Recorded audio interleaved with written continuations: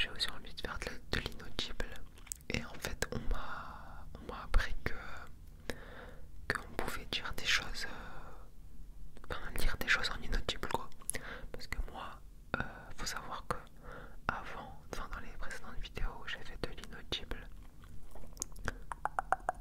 Inaudible. Je disais n'importe quoi en fait.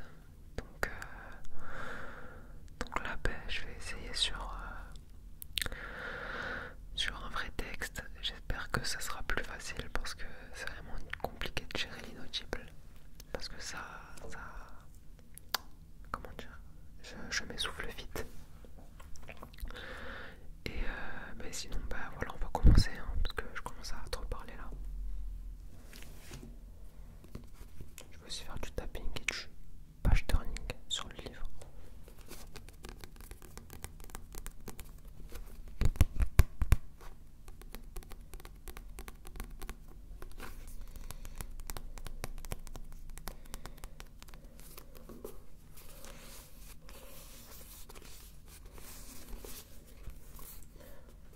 Jules Verne, le tour du monde en 80 jours. Édition de William Butcher, illustration par Denneville et Bennett.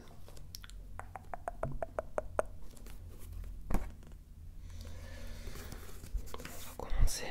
Bon là il y a la préface, je vais pas la lire parce que bah, j'ai jamais lu la préface en fait.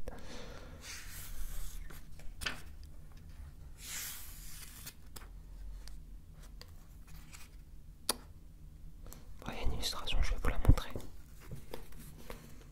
Dites-moi si vous aimez bien.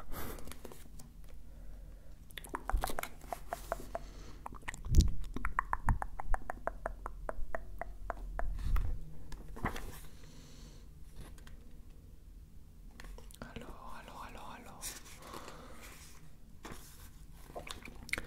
Chapitre 1, dans lequel Phileas Fogg et Passepartout s'acceptent réciproquement, l'un comme maître, l'autre comme domestique. En l'année 1872, la maison portant le numéro de 7 de Savile Row, Burlington Gardens, maison dans laquelle Sheridan mourut en 1814, était habitée par Phileas Fogg, l'un des membres les plus singuliers et les plus remarqués du Reform Club de Londres, bien qu'il semble prendre à tâche de ne rien faire qui pût attirer l'attention.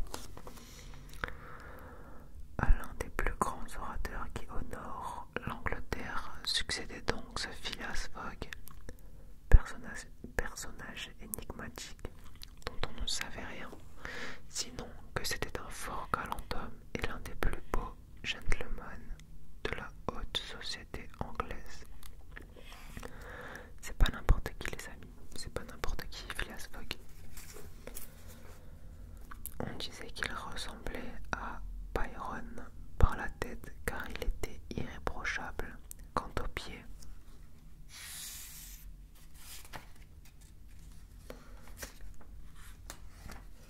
Mais un Byron à moustache et à favori, un Byron impassible qui aurait vécu 1000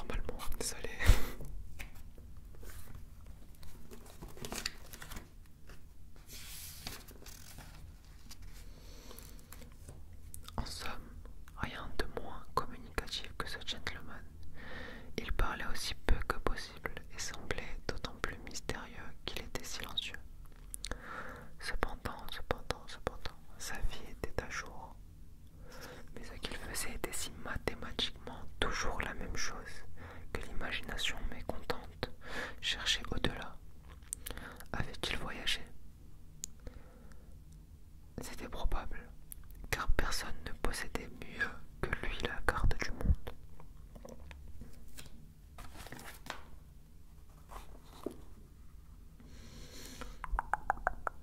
Il n'était endroit si reculé dont il ne parut avoir une connaissance spéciale. Quelquefois, mais en peu de mots, brefs et clairs, il redressait les 1000 propos que circulaient dans le club au sujet des voyageurs perdus ou égarés. Il indiquait les vraies probabilités et ses paroles s'étaient trouvées souvent comme aspirées par une seconde vue. Tant l'événement finissait toujours par les justifier. C'était un homme qui avait dû voyager partout, en esprit tout au moins. Ce qui était certain toutefois, c'est que, depuis de longues années, Phileas Fogg n'avait pas quitté Londres. Ceux qui avaient l'honneur de le connaître un peu plus que les autres attestaient que si ce jour... attestaient que si ce n'est sur ce chemin direct qu'il parcourait chaque jour pour venir de sa maison au club, personne ne pouvait prétendre l'avoir jamais vu ailleurs. Son seul passe-temps était de lire les journaux et de jouer au whist. À ce jeu du silence, si bien approprié à sa nature, il gagnait souvent, mais ses mains n'entraient jamais dans sa bourse et figuraient pour une somme importante à son budget de charité. D'ailleurs, il faut le remarquer, Monsieur Fogg jouait évidemment pour jouer, non pour gagner. Le jeu était pour lui un combat, une lutte contre une difficulté, mais une lutte sans mouvement, sans déplacement, sans fatigue. Cela allait à son caractère. On ne connaissait à Phileas Fogg ni femme ni enfant, ce qui peut arriver aux gens les plus honnêtes, ni parents ni amis, ce qui est plus rare en vérité. Phileas Fogg vivait seul dans sa maison de Savile Row, où personne ne pénétrait.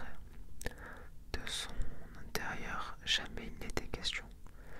Un seul domestique suffisait à le servir, déjeunant, dînant au club à des heures chronométriquement déterminées, dans la même salle, à la même table, ne traitant point ses collègues, n'invitant aucun étranger. Il ne rentrait chez lui que pour se coucher, à minuit précis, sans jamais user de ces chambres confortables que le Reform Club tient à la disposition des membres du cercle. Sur 24 heures, il en passait 10 à son domicile, soit qu'il dormît, soit qu'il s'occupât de sa toilette. S'il se promenait, c'était invariablement d'un pas égal, dans la salle d'entrée parquetée en marqueterie, ou sur la galerie circulaire au-dessus, de laquelle s'arrondit un dôme à vitraux bleus que supportent 20 colonnes ioniques en porphyre rouge. S'il dînait ou déjeunait, c'était les cuisines, le garde-manger, l'office, la poissonnerie, la laiterie du club, qui fournissaient à sa table leurs succulentes réserves. C'étaient les domestiques du club, graves personnages en habit noir, chaussés de souliers à semelles de molleton, qui le servaient dans une porcelaine spéciale et sur un admirable linge en toile de Saxe. C'était le cristaux à moule perdu du club qui contenait son chéri. Alors, chéri S-H-E-E-R-Y, je ne sais pas ce que ça veut dire, désolé. Son porto ou son claret mélangé de cannelle, je pense que ça doit être de l'alcool, de capillaire et de cinnamome. C'était enfin la glace du club, glace venue à grands frais des lacs d'Amérique, qui entretenait ses boissons dans un satisfaisant état de fraîcheur. Si vivre dans ces conditions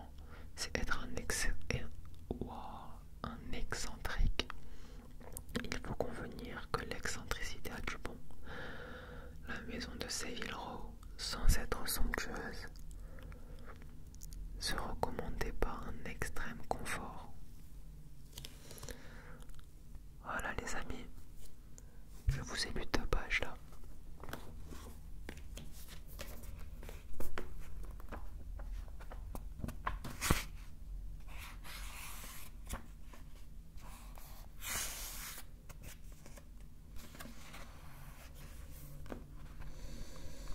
Et nous sommes à la page 35 du livre.